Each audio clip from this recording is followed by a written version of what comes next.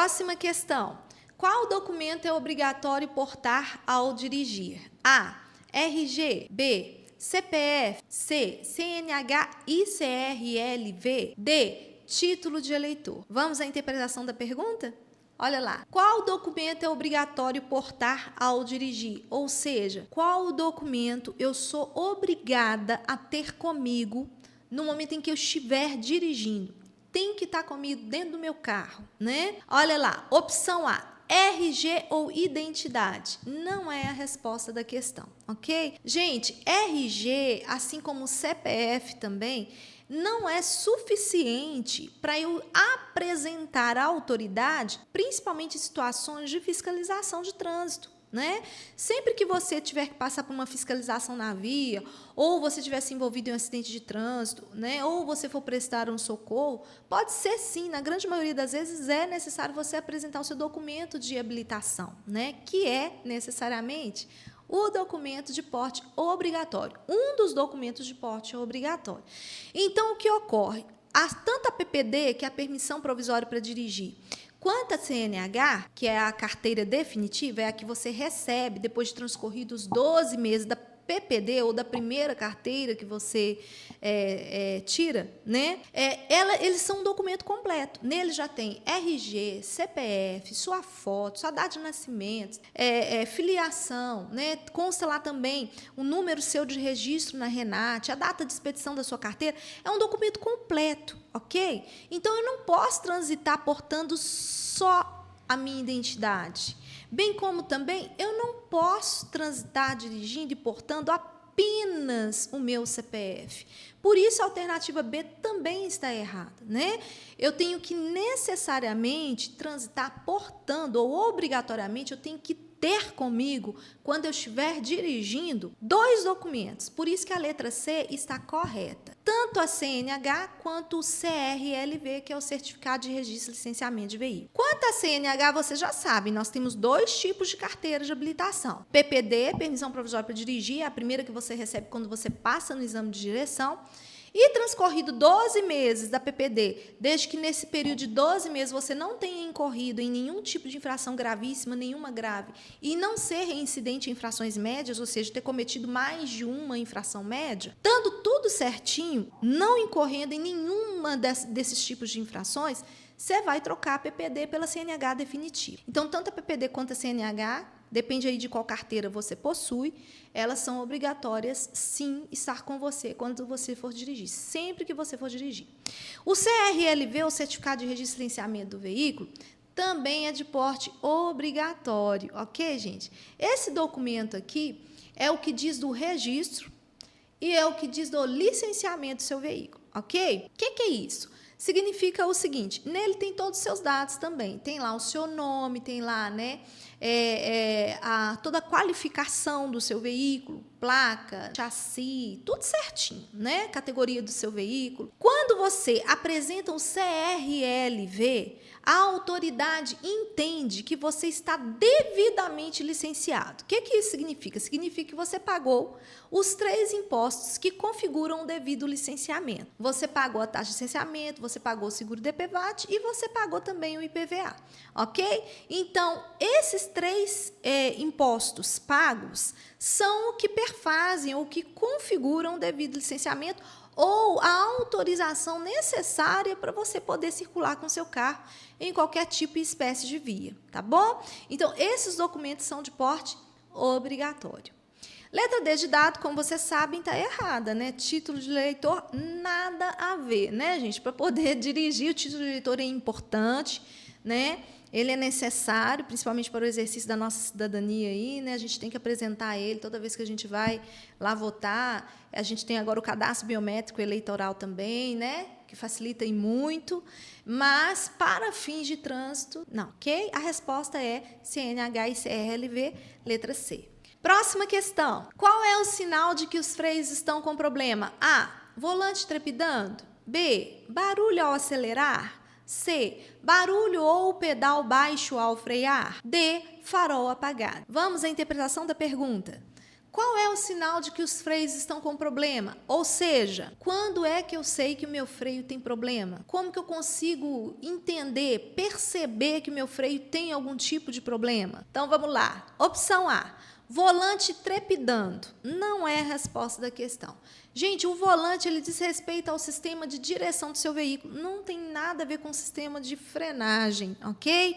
Trepidando. Professora, mas eu já vi o volante do meu carro. Às vezes um dia o meu pai acelerando o carro em linha reta, o volante começou a trepidar. Tem nada a ver com o sistema de frenagem, ok?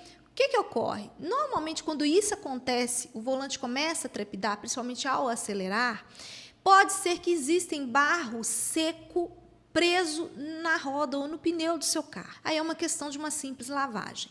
Se você lavou e voltou a dirigir, o volante voltou a apresentar esse mesmo sintoma, pode ser aí uma necessidade de alinhamento da sua direção ou até mesmo de balanceamento das suas rodas. Mas não tem nada a ver com frenagem, ok? Barulho, pode ser que tenha sim, né, quando você freia, mas não ao acelerar. Nada a ver, ok, gente? Se eu estou acelerando, eu não estou freando. Se eu estou freando, eu não estou acelerando, ok? Então, o barulho que tiver que vir, vai ter que vir quando do acionamento dos freios e não do acelerador. Então, a B não é a resposta da questão. C, barulho ou pedal baixo ao frear. Essa é a resposta da questão.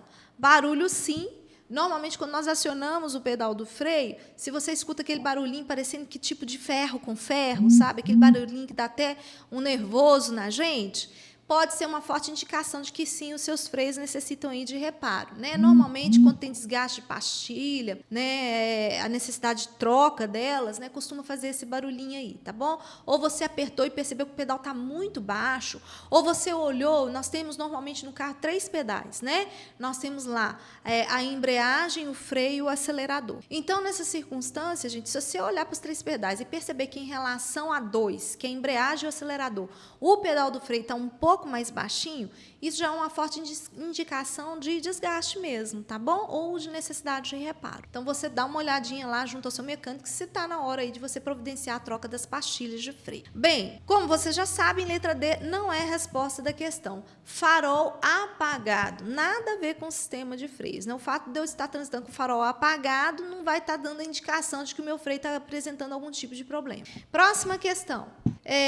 O catalisador do escapamento tem a função de A. Reduzir o consumo de combustível.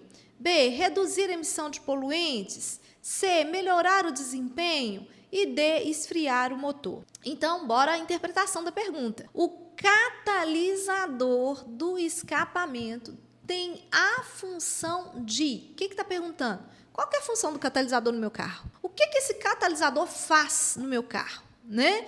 Então, bora lá. A. Reduzir o consumo de combustível. Gente, não é a função do catalisador, ok? Catalisador e carburador são coisas muito diferentes. Favor não confundir. A sonoridade das palavras normalmente gera confusão na cabeça aí dos alunos. Bom, carburador é uma peça de carro antigo. Carros novos não possuem carburador, porque em substituição a ele entrou a injeção eletrônica. Então, tanto a injeção eletrônica quanto o carburador têm a mesma função, que é dosar a quantidade de combustível e de oxigênio que vai ser enviado para dentro de cada cilindro do motor do seu carro, para que lá a mistura seja admitida, comprimida, explodida e venha a ser transformada em energia calorífica, que vai ser transformada em energia mecânica posteriormente, ok? A diferença entre carburador e injeção eletrônica é que no carburador, essa dosagem é feita por meio de uma peça muito rústica. Então, por ser muito rústica, era comum ouvir-se falar em o meu carburador desregulou. Ele está injetando mais combustível do que o oxigênio, está queimando mais combustível do que o necessário. Ou ele está injetando mais oxigênio do que o combustível, né? Meu carro está fraco. Então, quando nós falamos de injeção eletrônica, isso não acontece, porque essa dosagem ela é microprocessada, né? Nós não falamos aí de desregulamento da injeção, né? Nós estamos falando aí de uma peça de alta tecnologia. Agora, o catalisador, que é a pergunta da nossa questão, o que ele faz? Ele tem outra função, né? A função dele não é reduzir a quantidade de combustível, mas a função do catalisador, gente, é receber essa fumaça, que é a resultante da queima desse combustível que foi queimado lá dentro do cilindro. Tudo que a gente queima dentro do cilindro, oxigênio e combustível, vira fumaça. Essa fumaça sai de lá, vai para o sistema de escapamento, e o catalisador, ao recepcionar essa fumaça, ele, por meio de uma reação termoquímica, ele diminui ou ele anula a presença de gases que são tóxicos, que se forem arremessados pelo cano de descarga para o meio ambiente, vão poluir mais. Então, quando ele anula ou ele reduz, né, a presença desses gases tóxicos, consequentemente, nós estamos também contribuindo para o meio ambiente. Então, essa é a função dele, tá bom? Por isso que a resposta da letra B está correta, né? Reduzir a emissão de poluentes, porque ela trata, né, o catalisador, ele trata a fumaça que é resultante da queima de combustível. Bom, como você já sabe, letra C está errada, né? O catalisador não tem nada a ver com o desempenho ou o melhor desempenho do seu veículo. E a letra D também está errada. Ela não tem a função de esfriar o motor do carro, não, tá bom? A função do catalisador realmente é reduzir aí a emissão de gases poluentes, principalmente tóxicos, né? Bom, próxima questão. Quem tem prioridade na faixa de pedestre sem semáforo? A. Bicicletas. B. Veículos maiores. C. Pedestres. D. Motociclistas. Quem tem prioridade na faixa de pedestres sem semáforo? Qual é a interpretação? Ou seja, gente, quem é que é importante? Quem é que, de acordo com a lei, sempre vai ter a prioridade para poder atravessar nas vias, nos semáforos, né? Em vias com semáforos? Quem? Essa a pergunta, ok? Então, bora lá. A. Bicicletas. Gente, as bicicletas não têm prioridade quando a gente fala de faixa de pedestre, ok? A faixa de pedestre, memoriza assim, ela é o santuário do pedestre, ok? Pertence a ele, foi criada única e exclusivamente para a travessia do pedestre, ok? Bem, as bicicletas, elas são veículos de pequeno porte não motorizados. A máxima da regra diz que veículos de grande porte são responsáveis pela segurança dos veículos de pequeno porte, assim como as motocicletas, ok? E os não motorizados de pequeno porte, como as bicicletas, também têm que ser protegidos, tanto pelos veículos de grande porte, quanto pelos de menor porte motorizados, ok? Mas os de grande porte motorizado, os de pequeno porte motorizado e os não motorizados como ciclistas, todos juntos têm que zelar pela segurança do pedestre, ok? Então, por isso que a alternativa A está incorreta. Assim como a alternativa B, veículos maiores. Não, né, gente? A prioridade de passagem na faixa de pedestre vai ser sempre do pedestre, né? Por isso que a letra C está correta, né? Sim, o pedestre é que tem a prioridade de passagem sempre nas faixas de pedestre. Letra D de dado está incorreta. Só abrindo um parêntese aqui, gente. Na via, se não houver faixas de pedestre, o pedestre ainda assim continua tendo a preferência ou a prioridade de passagem, tá bom? Por quê? O que disse a máxima? Veículos de grande porte são responsáveis pela segurança de menor porte, os motorizados são responsáveis pela segurança dos não motorizados e todo mundo junto é responsável pela segurança do pedestre, ok? Então, seja com faixa de pedestre, sem faixa de pedestre, o pedestre sempre tem a preferência ou a prioridade na passagem. Próxima questão.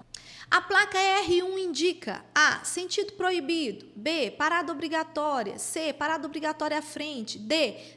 A preferência. Gente, a placa R1, vamos à interpretação da pergunta.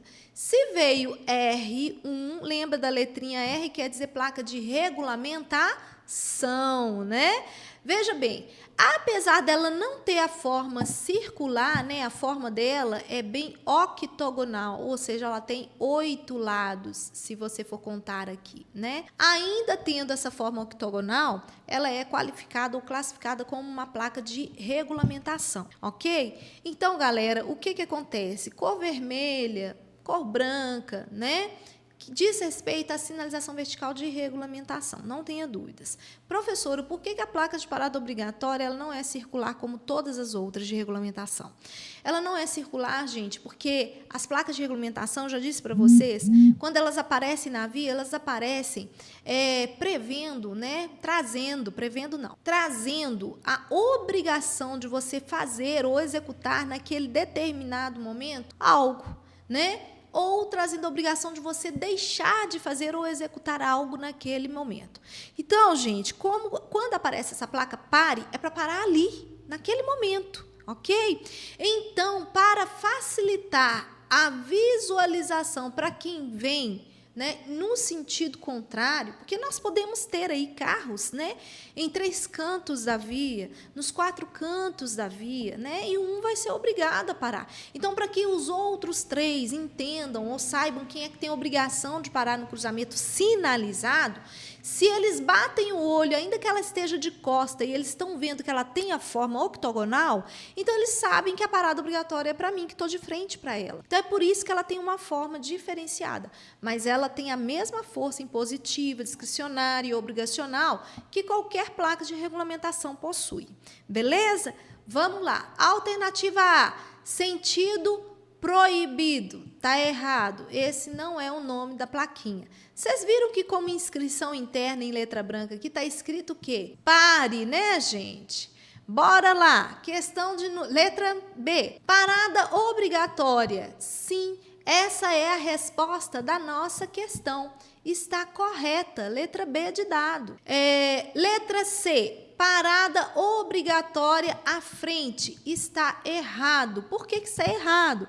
Porque parada obrigatória à frente, gente, é uma plaquinha de advertência, né? E, no caso, essa plaquinha de advertência, ela é quadrada, ela possui a forma quadrada, ela vem na cor amarela com inscrição preta e vem escrito parada obrigatória à frente, ok? Bem, então, gente, essa placa de advertência, quando ela aparece na via, ela não aparece na esquina, ela não aparece no ponto exato onde existe a obrigação de executar a parada. Ela normalmente vem no meio do quarteirão ou alguns metros antes da placa de parada obrigatória, porque ele está te advertindo, te informando que logo à frente vai haver aí a obrigatoriedade de você parar. Então, vem antes, informando antes. Ok? Então, como é uma placa de advertência e não é de regulamentação, a letra C não é a resposta da nossa questão. Letra D. Dê a preferência. Está errado, tá, gente? A plaquinha de dê a preferência também é uma placa de regulamentação, mas a forma dela é triangular, né? Não tem nada a ver com a forma octogonal.